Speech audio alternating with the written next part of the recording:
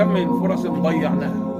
النهارده ان شاء الله هنتكلم عن فرصه مهمه كلنا بنضيعوها وبسيطه خالص، الا وهي المصافحه. لما بتقابل اي راجل بينك وبينه نص متر ما تكبرش، مد ايديك وسلم عليه. بتضيع فرصه عظيمه هنندم عليها يوم القيامه.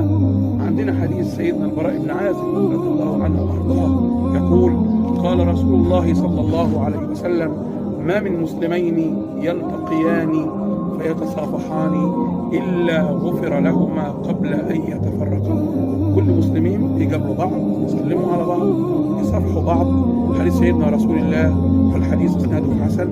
قال صلى الله عليه وسلم: ما من مسلمين يلتقيان فيتصافحان إلا غفر لهما قبل أن يتفرقا.